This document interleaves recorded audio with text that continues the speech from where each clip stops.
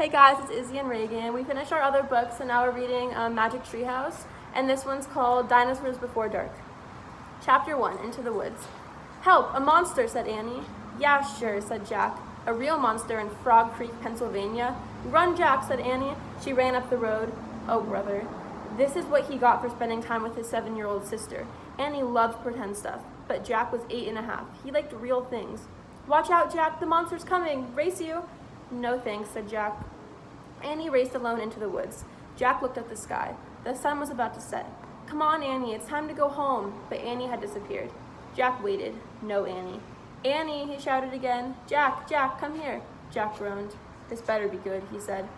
Jack left the road and headed into the woods. The trees were lit with a golden late afternoon light. Come here, called Annie. There she was, standing under a tall oak tree. Look, she said. She was pointing at a rope ladder, the longest rope ladder Jack had ever seen. Wow, he whispered. The ladder went all the way up to the top of the tree. There, at the top, was a treehouse. It was tucked between 2 branches. That must be the highest treehouse in the world, said Annie. Who built it, said Jack. I've never seen it before. I don't know, but I'm going up, said Annie. No, we don't know who it belongs to, said Jack. Just for a teeny bit, said Annie. She started up the ladder. Annie, come back. She kept climbing. Jack sighed.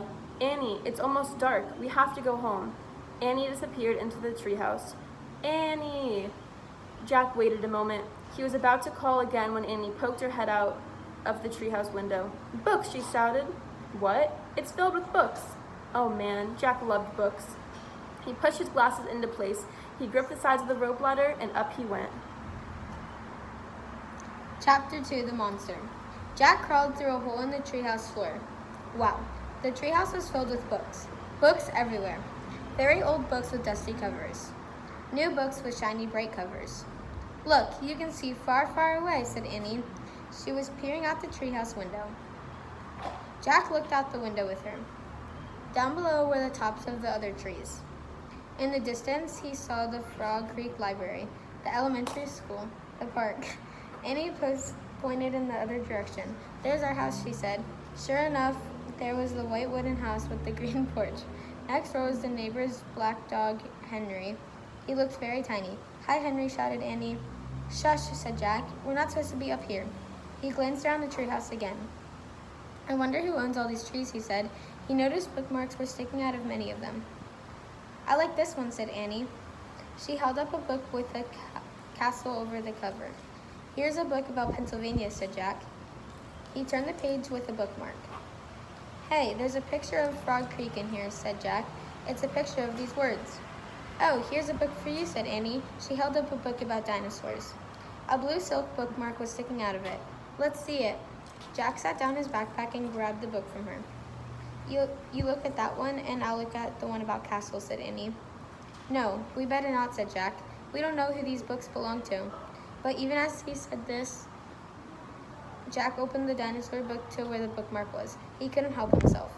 He turned to a picture of an ancient flying reptile, a pterodon. He touched the huge back like wings. Wow, whispered Jack. I wish I could see a pterodon for real. Jack studied the picture of a creature soaring through the sky. Ah, screamed Annie. What, said Jack? A monster, cried Annie. She pointed to the house window. Stop pretending, Annie, said Jack. No, really, said Annie. Jack looked out the window. A giant creature was gliding above the treetops. He had a long, weird crest on the back of his head, a skinny beak, and a huge bat-looking wings. It was a live pterodon. The creature curved the sky. He was coming straight forward toward the treehouse. He looked like a glider plane. The wind began to blow. The leaves trembled. Suddenly, the creature soared high into the sky. Jack nearly fell out the window trying to see it. The wind picked up. It was whistling now.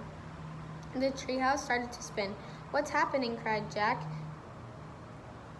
Get down, shouted Annie. She pulled him from the window. The treehouse was spinning faster and faster.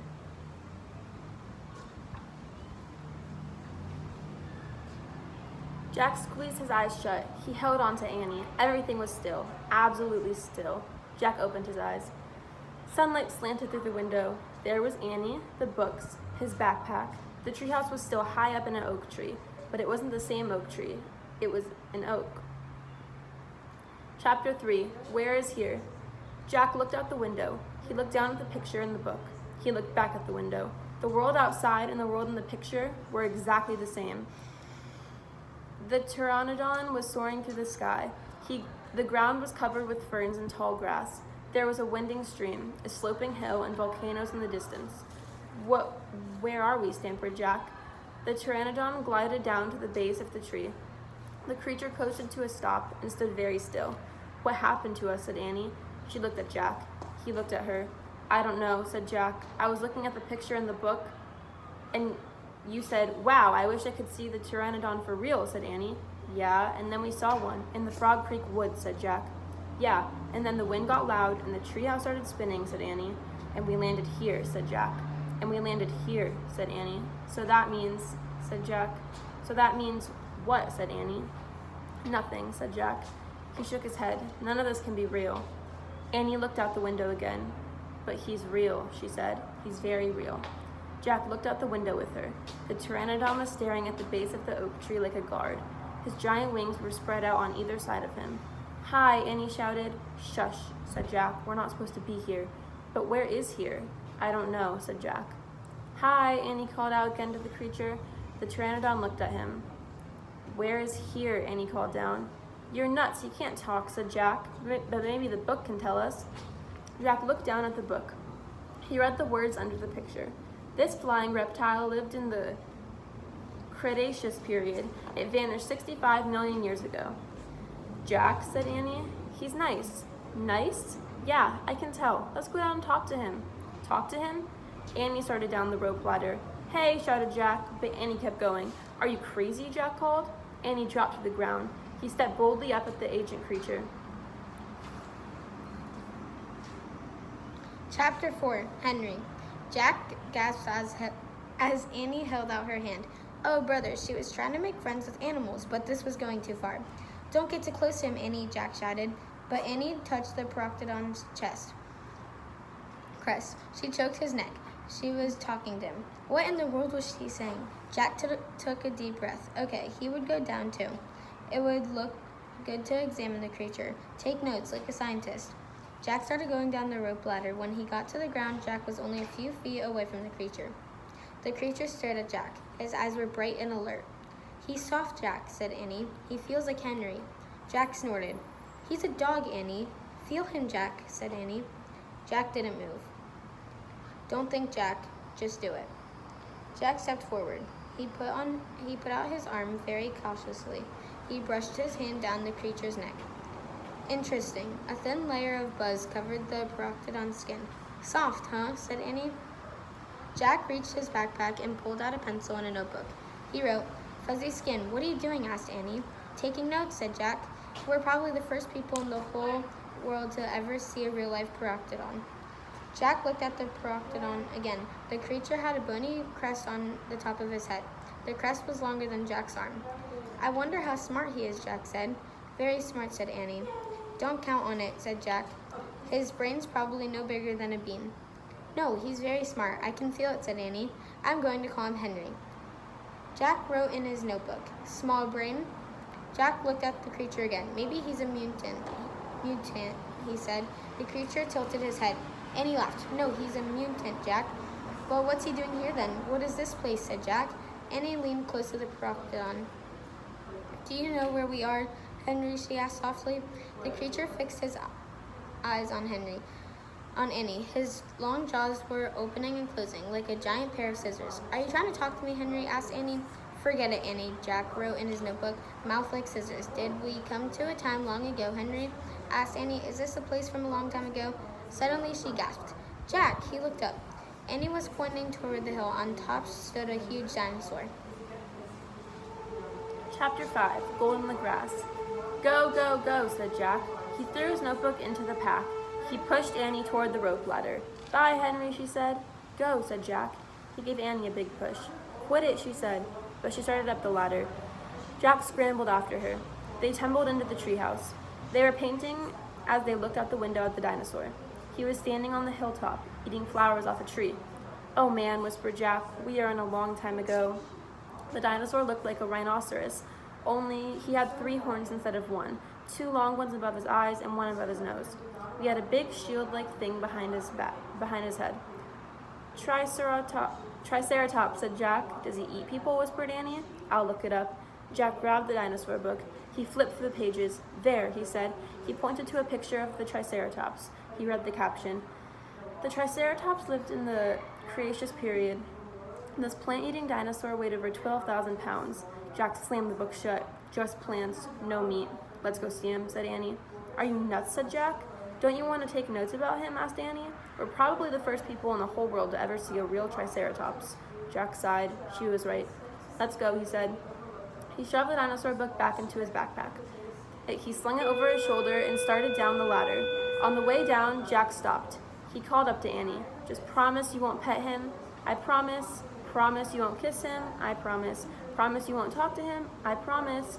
Promise you won't. Go, go, she said. Jack went. Annie followed. When they stepped off the ladder, the pteranodon gave them a kind look. Annie blew him a kiss. Be back soon, Henry, she said cheerfully. Shush, said Jack. And he led the way through the ferns, slowly and carefully. When he reached the bottom of the hill, he kneeled behind a fat bush. Annie knelt beside him and started to speak. Shush, said Jack. Jack put his fingers to his lips. Annie made a face. Jack peeked out to the Triceratops. The dinosaur was incredibly big, bigger than a truck. He was eating the flowers off a magnolia tree. Jack slipped his notebook out of his pack. He wrote, eats flowers. Annie nudged him. Jack ignored her. He studied the Triceratops again. He wrote, eats slowly. Annie nudged him harder. Jack looked at her. Annie pointed to herself.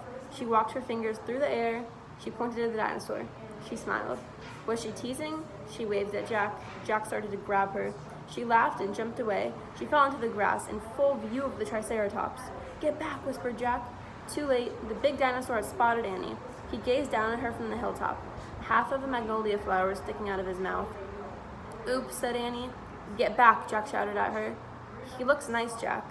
Nice? Watch out for his horns, Annie. No, he's nice, Jack. Nice. But the Triceratops just gazed down calmly at Annie.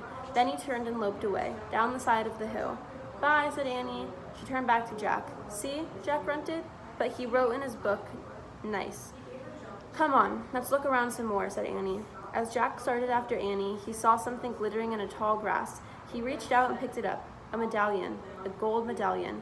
A letter was engraved in the medallion, a fancy M. Oh man, someone came here for us, Jack said softly. That's all for today. Hope you guys liked it. Bye!